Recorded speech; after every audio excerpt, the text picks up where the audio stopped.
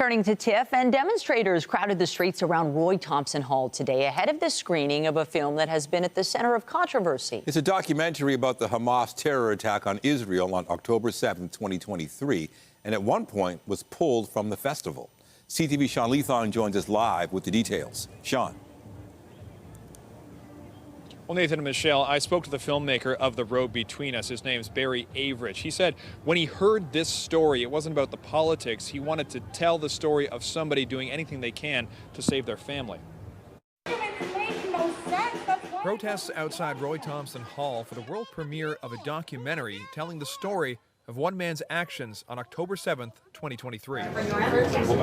That man, former Israeli General Noam T-Bone. And I'm going to use all my experience. The film The Road Between Us tells the story of how T-Bone got a phone call from his son on the morning of October 7th saying they were under attack. It was a shock at the beginning, but immediately I felt that I need to take an action and to do whatever I can in order to save my family.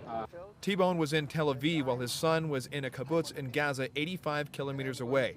The film telling the story of what the retired general did that day to reunite with his son and grandchildren, fighting through ambushes and saving more people along the way. And I'm very proud that we didn't save only our family, but we saved everyone who we met.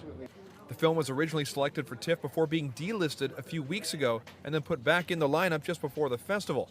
Canadian filmmaker Barry Average says the film should be seen before being judged.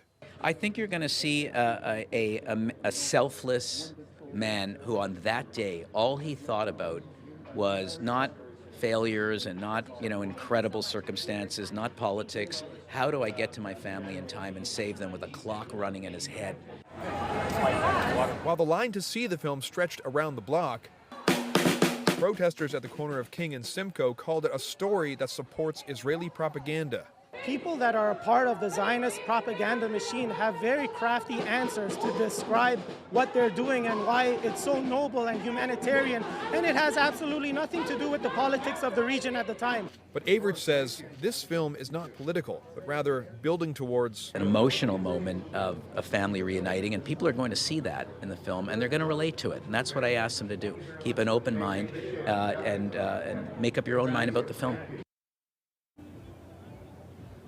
I also asked General Noam T-Bone what it was like when he actually did reunite with his family. He said it was emotional, but they didn't have time to let those emotions out because he says at that point the job was only half done. It was several hours until they were making their way to safety. Reporting live, I'm Sean Leathong. Nathan and Michelle, send it back to you. Thank you, Sean.